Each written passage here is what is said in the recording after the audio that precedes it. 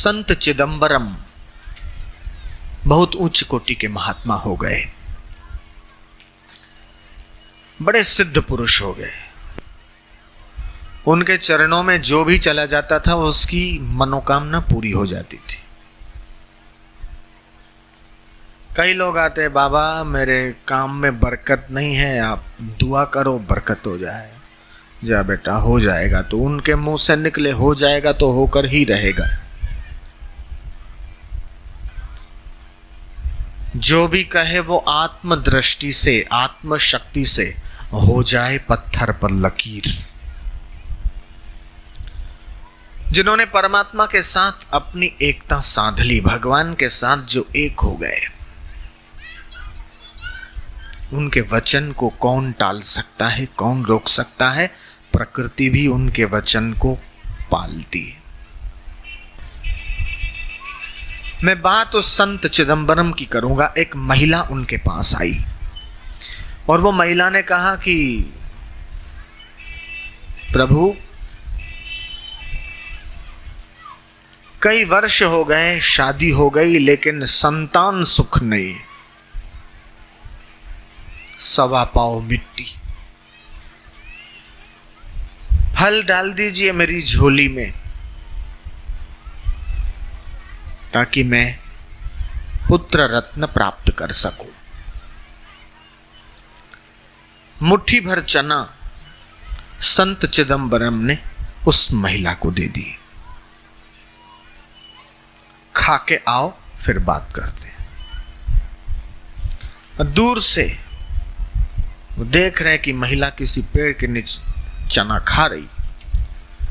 कुछ बच्चे उस महिला के पास आए, बोले मुझे भी थोड़ा दे दो। एक ने कहा, दूसरे ने कहा, तीसरे ने कहा, लेकिन वो महिला ने एक चना भी नहीं दिया। वो सारे के सारे चने खा गई और खा के बाद में आई, बोले मुझे संतान दे दो, पुत्र दे दो। बोले पराए बच्चों को तो अपना समझ नहीं सकती और खुद अपना बच्चा चाहती है, ऐसी स्वार्थी माई को मैं बेटा नहीं दे सकता। आप खाने में वो मजा नहीं जो औरों को खिलाने में है। जिंदगी है 4 दिन की, तो किसी के काम आना सीख ले। अपने दुख में रोने वाले तू मुस्कुराना सीख ले, दूसरों के दुख दर्द में आंसू बहाना सीख ले। दूसरे का दुख हमारा दुख है, दूसरे का सुख हमारा सुख है। ऐसा समझने वाले लोग मनुष्य नहीं, देवता हैं। दूसरे दुखी रहें तो रहें, लेकिन मुझे सुख मिल जाए, ऐसा सोचने वाले असुर स्वभाव के माने जाते हैं।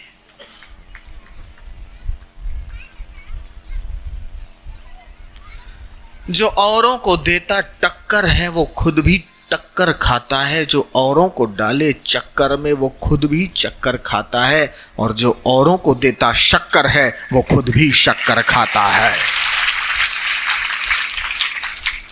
इसलिए ये कोशिश करो कि हमारे द्वारा दूसरे को पीड़ा न हो, हमारे द्वारा दूसरे को दुख न हो, हमारे द्वारा दूसरों को तकलीफ न हो। लेकिन होता क्या है? होता है उल्टा। पत्नी सोचती है कि पति मुझे सुख दे दे, पति सोचता है कि पत्नी मुझे सुख दे दे, माँ बाप सोचते हैं कि बच्चे मुझे सुख दे दें, हमने इनको पैदा किया है तो ये हमारी सेवा करें, हमें सुख दे दें। सुख नहीं देंगे, कुछ और ही दे देंगे आजकल के बच्चे तो। जयराम जी की बच्चे सोचते हैं कि माता पिता सुख दे दें, होता क्या है कि भिखारियों के बर्तन टकराते रहते हैं आपस में। हकीकत में सोचने में जरा सी गलती हो जाती है हम लोगों की।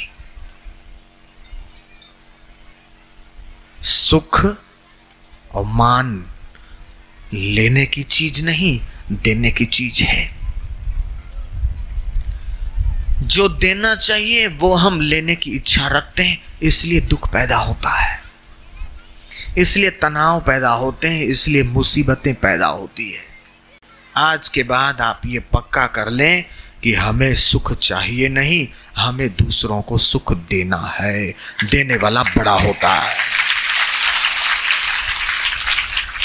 हम हमारी ओर से दूसरों को सुख देंगे। आप क्या चाहते हो? What you want? आप क्या इच्छा रखते हो? आप चाहते हो कि आपको सुख मिले, आप दूसरों को सुख देना चालू करो। आप चाहते हो कि आपको सम्मान मिले, आप दूसरों को सम्मान देना चालू करो। आप चाहते हो कि आपको प्रतिष्ठा मिले, आप दूसरों को प्रतिष्ठा दो। स्वामी रामतीर्थ कहते हैं, ये कलयुग नहीं है, ये करजुग है। कर मतलब हाथ, ये हाथों का युग है।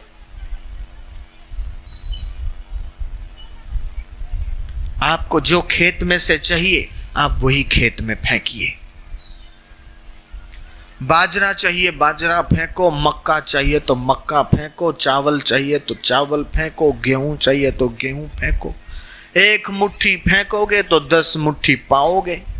इसी प्रकार आपको गाली चाहिए तो आप दुनिया को गालियां दीजिए, आपको भरपेट गालियां मिलेगी। और आपको अगर वाहवाही चाहिए तो आप दूसरों की प्रशंसा करते रहिए, दूसरों की सेवा करते रहिए, पूरी दुनिया आपकी सेवा करेगी।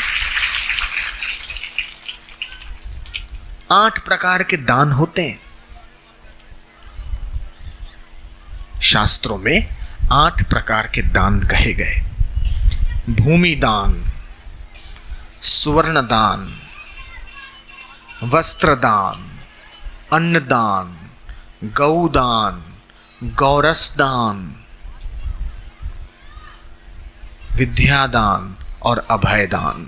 ये 8 दान हैं।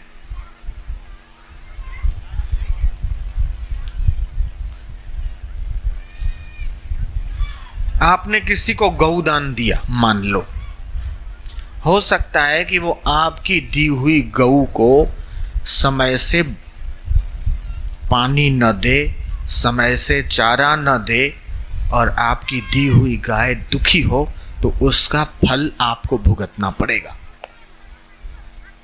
आपने सत्य कार्य में भूमि दान दिया, लेकिन उस भूमि पर अच्छा काम न हो, बुरा काम हो, तो उसका फल आपको भुगतना पड़ेगा।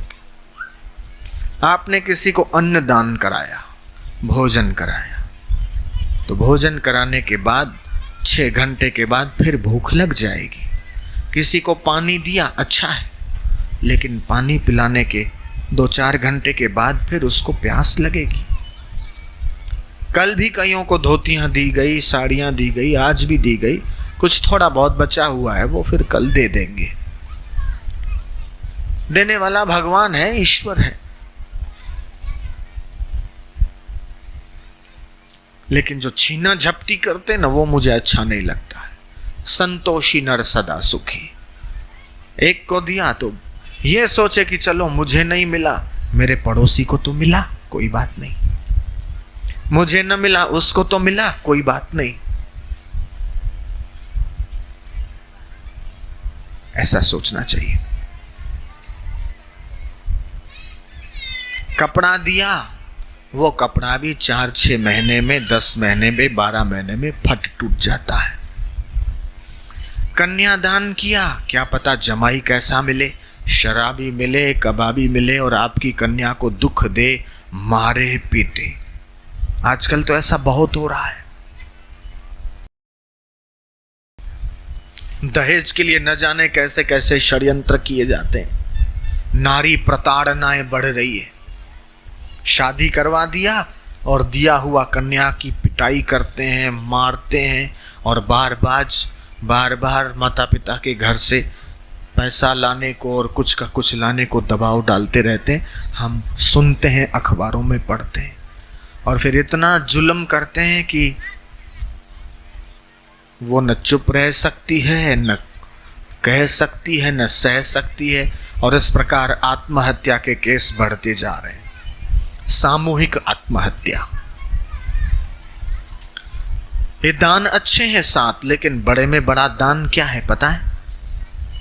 बड़े में बड़ा दान है अध्यात्म विद्या का दान, सत्संग का दान, राज विद्या का दान, जो दूसरों को सत्संग देने में अथवा सुनाने में प्रत्यक्ष या परोक्ष रूप से साझीदार होता है, भागीदार होता है, वो देर सबेर संत के और भगवान के दैवी अनुभव में भी साझीदार भागीदार हो जाता है।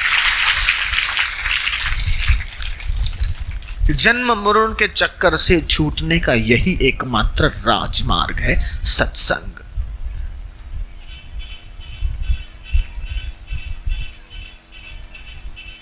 किया हुआ व्यर्थ नहीं जाता। स्वामी रामतीर्थ कहते हैं, कल जुग नहीं कर जुग है यह, एक हाथ दे एक हाथ ले। नेकी का बदला नेक है, बदों को बदी देख ले। इसे तू दुनिया मत समझ,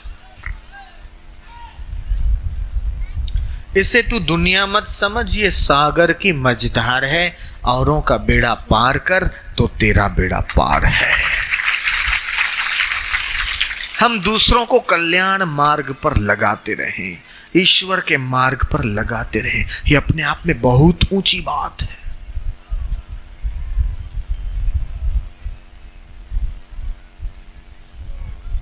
पटना से कुछ लोग आए, बोले बाबा वहां आश्रम बनाना है, आप अनुमति दे दो।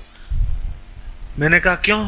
बोले ऐसा कुछ काम कर चलें जो, ये तो एक एफडी है, एफडी।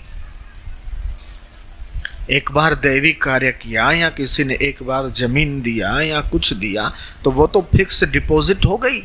जैसे एफडी करवा देते हैं तो उसका ब्याज मिलता रहता है, पोस्ट में रख देते हैं तो उसका ब्याज भी चालू हो जाता है, मिलता रहता है। ठीक उसी प्रकार जो एक बार सत्कर्म कर लेता है, देवी कार्य कर लेता है, तो उस जगह पे जितने लोग भजन करेंगे, जप करेंगे, ध्यान करेंगे, सत्संग सुनेंगे, स्वाध्याय करेंगे, तो वो सबका पुण्य का 10% उसको पुण्य चला जाता है। इसी प्रकार जो समितियां सत्संग का आयोजन करवाती है उनको भी कितना कितना पुण्य मिलता है, कितना भाग्य है उनका।